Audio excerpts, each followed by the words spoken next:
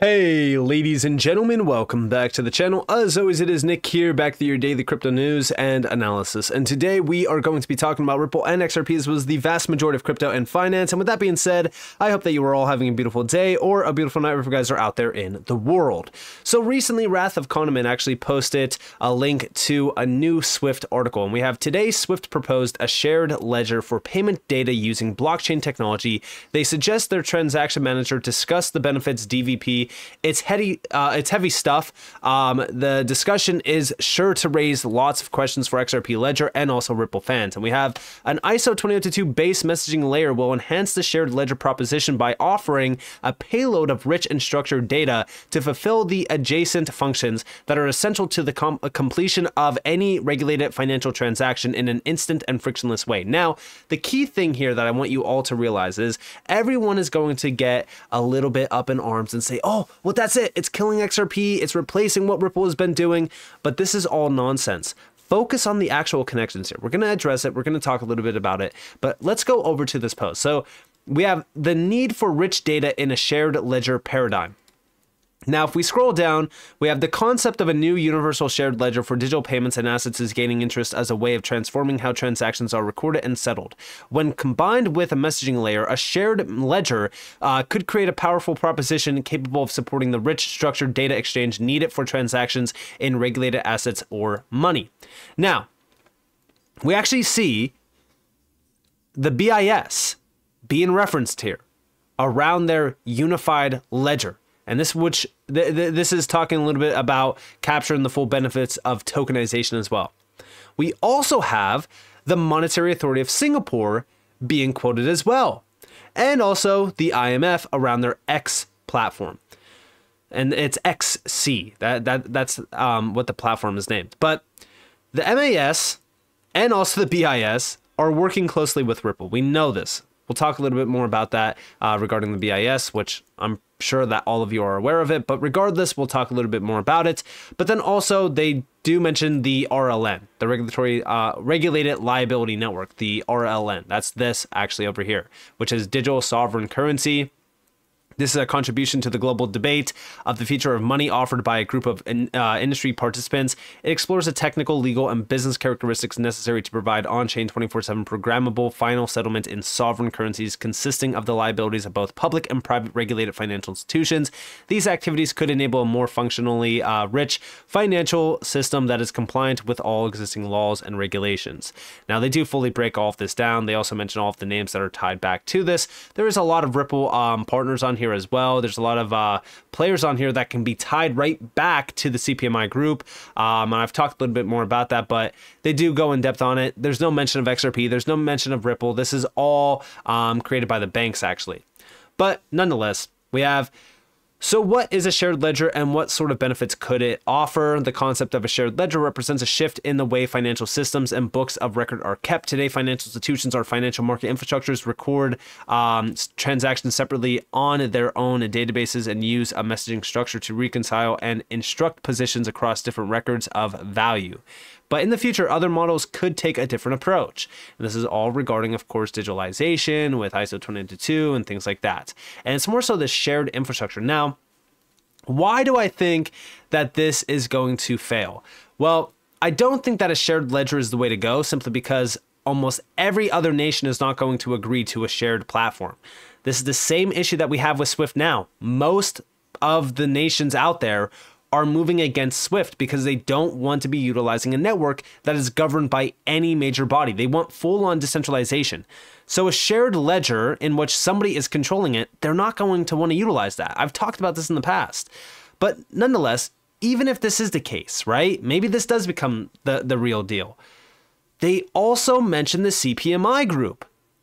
We have, as such, the shared ledger model could potentially help to improve the cost, speed, predictability, and accessibility of cross-border payments, thereby supporting the G20 roadmap and the continued push to improve cross-border payments by the Committee of Payments and Market Infrastructure, the CPMI group. Now, we'll talk a little bit more about that, but down here, we have a few things, right? They do mention blockchain technology, which the shared ledger would use.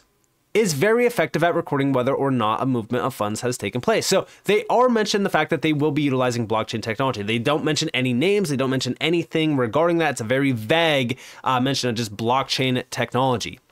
They also mention ISO 20022, obviously, because that's a crucial thing in terms of standardization. But then we also have defining the future of tokenization. So we have one way that the future of tokenization could be realized in is with a big bang transition towards a shared ledger paradigm. Alternatively, it could take the form of a more gradual path with multiple shared ledgers coexisting with traditional systems. Now, that is more so what I've been actually looking at in terms of a lot of other platforms out there. I mean, there's going to be multiple platforms. That's why I said, like, you're not going to have all these nations get tied right back to another platform like Swift, where there's supposedly going to be, you know, sanctions or something like that, right? They don't want that in the future. They want to change the financial system. They don't want to reinvent the same thing in digital form.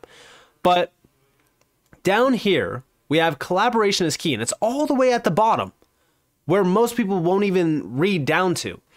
We have right now, all of this is theoretical, and collaborative innovation will play a crucial role when it comes to putting these ideas into practice. In particular, it will be important for shared ledger implementations to collaborate with established financial messaging providers to explore how these complementary propositions best work together. In the next 2 years, the industry's migration of cross-border payments to ISO 20022 will prove to be a core asset that any new payment system or shared ledger model should leverage, allowing financial institutions to reuse well-established industry standards like ISO across the multitude of systems they integrate with will demonstrate clearer value and accelerate adoption. Now, again, they mentioned RLN again. They also mentioned CBDCs, and they also mentioned blockchain interoperability experiments, which we do know Quant is at the forefront with that. We talked a little bit more about that, but we also have, above all, we support industry efforts to improve transaction speed and reduce friction, and will continue to partner with the financial community and the public sector to explore ways of improving financial markets. By working together, we can co-design a future state financial system able to meet the current and future needs of its participants and their clients. And we actually know that they're already doing this actually with the CPMI group. And I go back to the CPMI group, right? And this is the Cross-Border Payments Interoperability and Extension Task Force composition. And this is the Committee on Payments and Market Infrastructures that they did quote. This is from the BIS. This goes back to July 31st, 2023. And these are all of those members. We have the ECB on here. We have a few major players. But then, of course, you have Ripple and SWIFT. So they're already collaborating. They're already working together on this task force, even with MasterCard, because, again, I'm mentioning MasterCard because MasterCard has been doing some pretty big CBDC initiatives with Ripple already. But look at all of the names on here. And you're trying to tell me that, you know, Ripple is not already working with some of the largest players out there around this? Give me a break. I'm not gonna sit here and say, hey, looks like Swift is trying to replace Ripple. Guys, Swift doesn't even have a messaging and settlement layer on it. Like, a clearing and settlement layer on it. It's all messaging. That's all Swift is. It's just messaging. So when we think about that, right? Let's go back to this. So Anderson put out a great post. He said, I believe this is the most likely outcome. Multiple shared ledgers were maybe 3 to 4 shared ledgers as massive winners evolving over time. I see it very unlikely that 190 countries would be able to coordinate a transition to a single shared ledger in a big bang approach, and I completely agree. More likely specialization amongst a few, and with more than one, you're not locked in with a single technology. And this is going to cause even more fragmentation around the current financial system or even the future financial system. So what's going to connect all of this? What's going to settle all of these transactions on all these different ledgers? It all goes back to the idea of a bridge currency. Now, also, I mind you, go back 4 months. This was at Money 2020 USA, titled New Rails to New Worlds, Building Inclusive, Innovative Infrastructures for Global Payments. This is with Swift, Ripple, and Citi, the head of payments at all three. And this is a panel of exceptional female leaders discussing what is being done on the ground in some of the most systemically important institutions and emerging fintechs to shape and implement the next generation cross-border payments infrastructure. And this is also focused on what the G20 is doing around adoption of new technologies as well as ISO 20022. And also how we can connect everything. And they even mention the regulated liability network here and what it could mean around the future of interbank cross-border transactions. When we are looking at this and we're talking about the future of payments, guess what? Ripple is at every single table. I don't think that I need to sit here and say, hey, I think that Ripple's part of this. No, you can clearly see that they are. But also, right, remember what David Schwartz has always said. My dream scenario is Swift makes a deal with Ripple where all their banks get to use RippleNet for free, maybe even paying Swift fits our XRP strategy perfectly. Now you might be questioning, well, why would Swift want to do this? It's because Ripple has everything under one umbrella. They can connect anything. They could settle anything. They have liquidity on demand. And we already have them collaborating here within the CPMI group. And we also have them discussing the future of global payments and the infrastructures of the new world and the new rails as well. But also, that's not just it. Point to be understood, collaboration is the new name of the game, not competition. Big shout out to Smoke Dog for this. Swift is protecting their middleman status by opening up its platform to offer more services. Ripple and Swift have the same clients and have the same issues. They will work together. And here we have a few discussions regarding this. We have Swift has evolved in other ways as well, and now sees itself as a platform that offers more services and works with a wider range of partners. It's not a competition. I've always said this, right? It's not about competition. It's not about replacing Swift. What's important to the bank is to solve its clients' problems regardless of which networks they use. If a client works with an alternative network such as Ripple, SCB will work with them too. Over here, we have big institutions like Swift are attempting to force their way to protect their middleman status. And we also have still, if you have been keeping up with our FAs, you already know full well that blockchain/DLTs are messaging systems that just happen to host tokens that are a derivative of assets with an underlying market value. But what sets them apart is who can control the market, or the network, sorry. DLTs such as the XRP Ledger and Hedera Hashgraph are fully vetted and approved at the validator level. But then also, we have over here, how to integrate and use Ripple.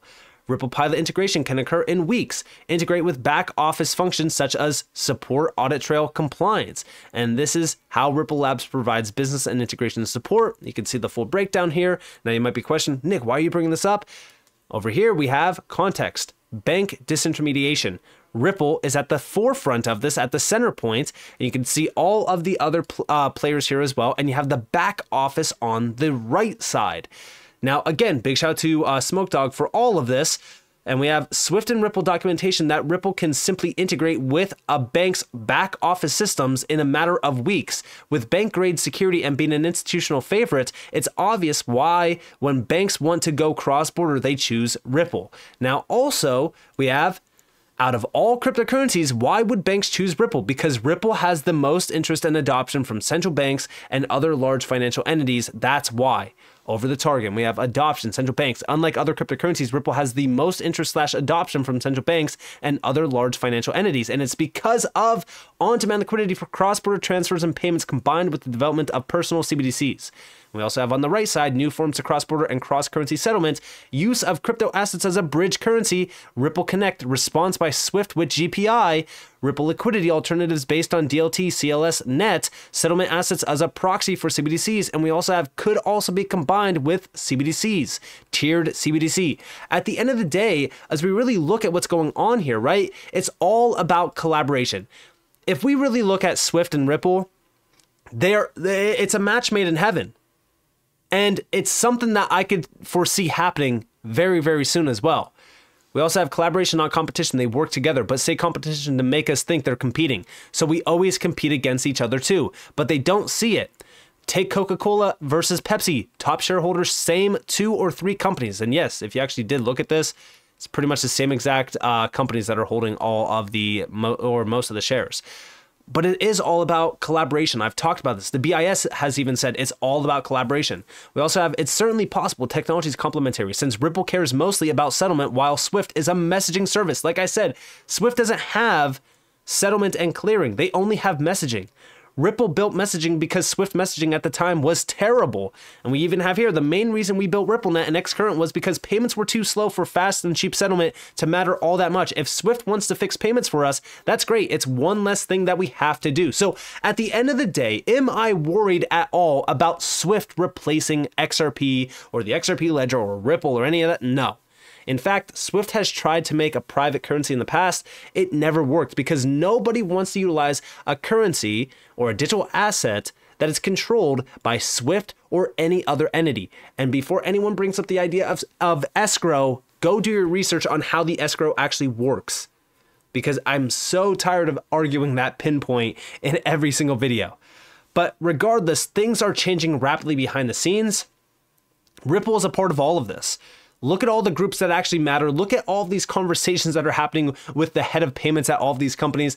You cannot tell me that Ripple is not at every single table. They're eating, they are making sure that they are there and hearing the discussions, being a part of those discussions, because at the end of the day, I've always said it, Ripple will have a role to fill, and so will the XRP ledger and XRP. So with that being said, if you guys did enjoy the video, definitely leave a like, subscribe, set notifications on if you get some more free content. You guys are more than welcome to follow me on Twitter and join the free Discord in the description below. And with that being said, guys, it's been Nick. Thanks for watching. Peace out.